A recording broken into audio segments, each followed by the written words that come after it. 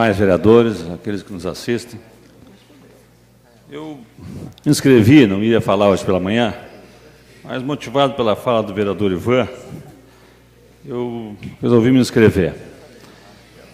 Um pouco, vereador Ivan, porque dentro desse quadro internacional, nacional, estadual, municipal, de problemas, de muitos problemas, de graves problemas, uma das coisas que eu acho que nós não podemos perder, embora não seja fácil, é a capacidade de falar, de verbalizar. E no parlamento é o lugar do debate, da fala, de poder fazer as críticas. E esse é um espaço que foi conquistado duramente no nosso país. Nós tivemos pequenos períodos na história do Brasil de democracia, onde as pessoas poderiam subir numa tribuna, como agora eu estou fazendo, podendo falar. Nós não podemos perder a perspectiva de que isso é uma conquista importante. Porque até essa está em risco, a meu juízo, vereador Ivan. É tão grave a nossa situação, sob o ponto de vista político, em todos os níveis, que até mesmo a conquista maior que nós tivemos ao longo dos anos de democracia vai sendo colocada em risco pela própria população. Porque se a democracia, com a sua forma de organização, fez chegar ao poder pessoas que daqui a pouco não dão uma resposta para essa população a contento, e todo o ambiente parece contaminado, se o processo de escolha dos representantes ele vai sendo todo ele contaminado, há um desprestígio até mesmo da democracia. As pessoas começam a fazer a conta e dizem o seguinte: um pouquinho. Estamos agora, em todos os níveis, elegendo pessoas, mas essas pessoas são eleitas por esquemas de interesse econômico monumentais, chegam lá e depois representam esses interesses econômicos monumentais, e não os nossos interesses. Isso é tudo um ambiente, vereador Ivan, que vai criando um caldo que propicia amanhã aparecer alguém que diga: olha, tudo isso que está aí, ó, é fruto da democracia. Agora, eu que tenho habilidades especiais, porque não sou desse mundo da política, porque tenho outras virtudes, posso trazer aqui a resposta para colocar os eixos do país. Isso já aconteceu na história. O que nós estamos dizendo aqui, infelizmente, se concretizou na história. Já aconteceu assim.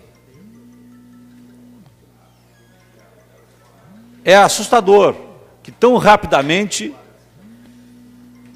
nós tenhamos esse grau de deterioração nas instituições do país, vou dizer assim. Porque quando nós chegamos ao ponto de termos um vice-presidente que foi eleito numa chapa que hoje sabemos foi contaminada também pelo financiamento ilegal da campanha. Isso hoje é notório.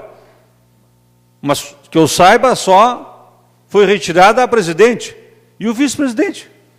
Não era dessa chapa? Qual é a dificuldade do STF em reconhecer que existiu contaminação do processo eleitoral? Hoje, com as relações que nós temos? Muito bem.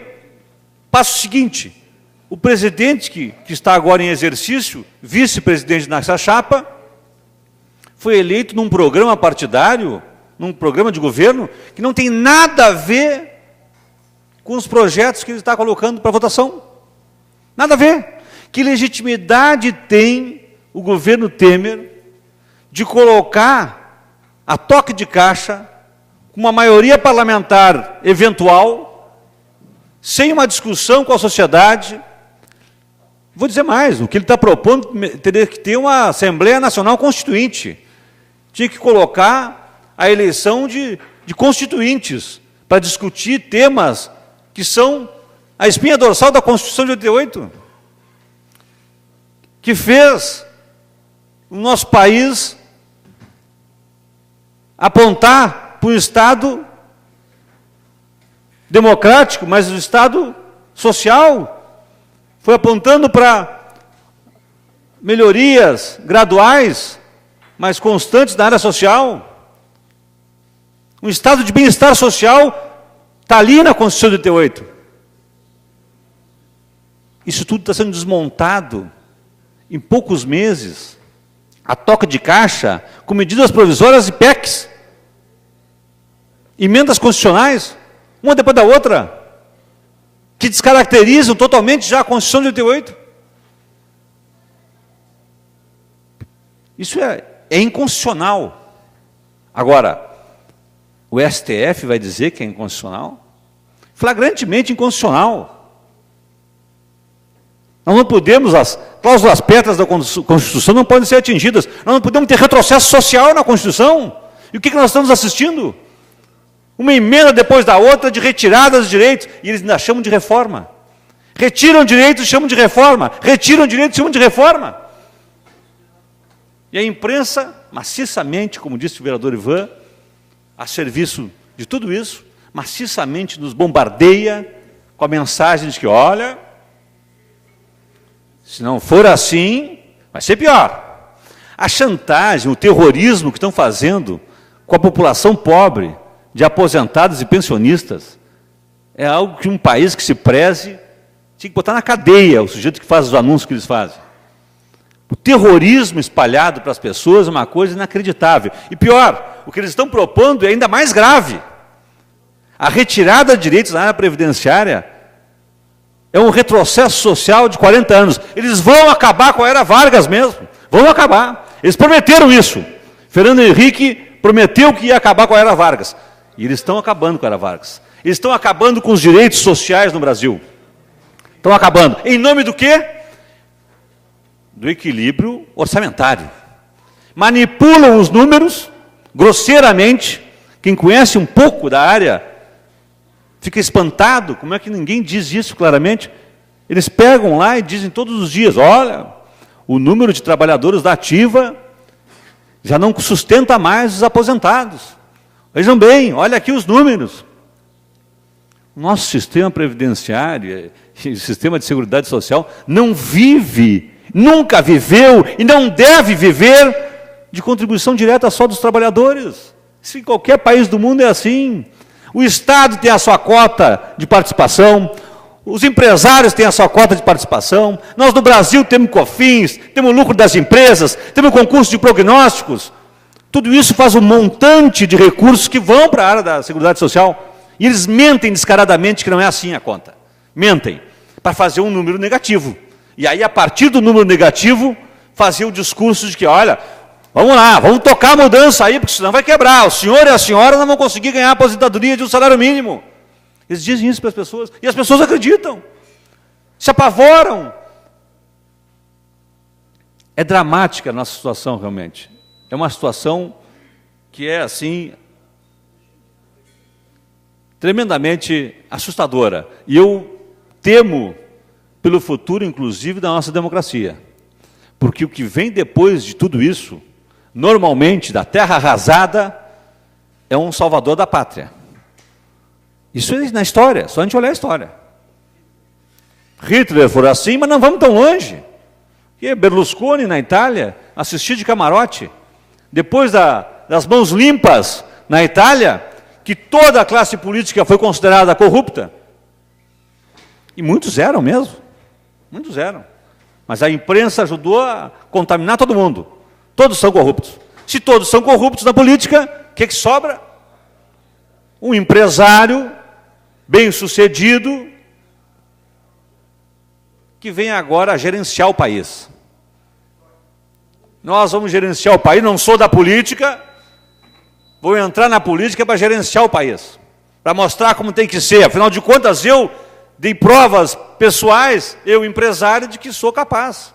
E agora venho apresentar para ele. Isso fez o Berlusconi, que é uma espécie de Silvio Santos com Roberto Marinho na Itália, porque ele tem a maior conglomerado de informação e é um apresentador de TV. Então imaginem só, foi esse sujeito que assumiu o desmonte do Estado Social do Direito na Itália. Se vocês olharem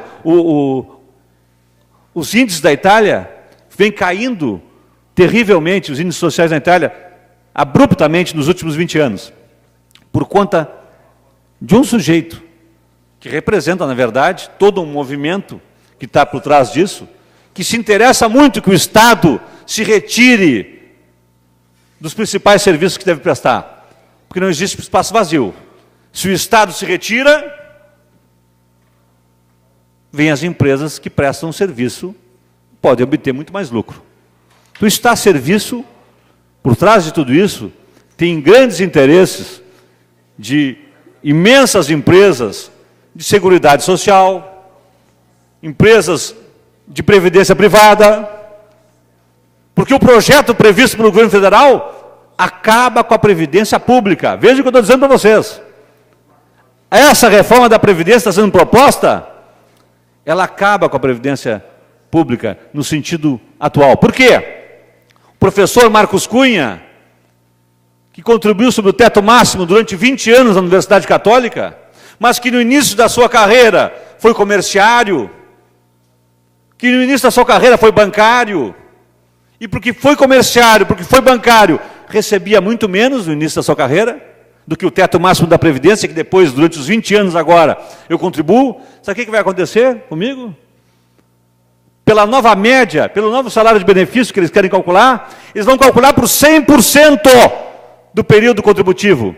100% do período contributivo. O que significa isso? Vai diluir. As minhas contribuições sobre o teto máximo vão ser diluídas pelas minhas contribuições na carreira inicial. É isso que eles estão propondo. Ou seja, praticamente ninguém mais vai ganhar o teto da Previdência Pública. Ora, se ninguém mais vai receber o teto da Previdência Pública, ou só aqueles que começaram com o teto máximo. Só quem começar com o teto máximo e ficar 49 anos contribuindo. Excelente. Os outros vão ter que contratar previdência privada para conseguir chegar no teto máximo. Isso eles não estão dizendo. Mas é isso que vai acontecer. Precisava que Vossa Excelência concluísse. Já vou concluir, presidente. Obrigado pela... Eu só quero dizer para vocês que tudo isso nos coloca, vereador Ivan, no dever de falar. Apesar dos pesares, nós temos que exercer o nosso direito, que ainda a democracia nos reserva, de poder denunciar publicamente o que está acontecendo. O que virá depois depende dos movimentos sociais, depende da nossa organização, da nossa capacidade de reação. Mas nós precisamos usar essa tribuna e dizer para todo mundo que, pelo menos, não vão nos calar. Obrigado.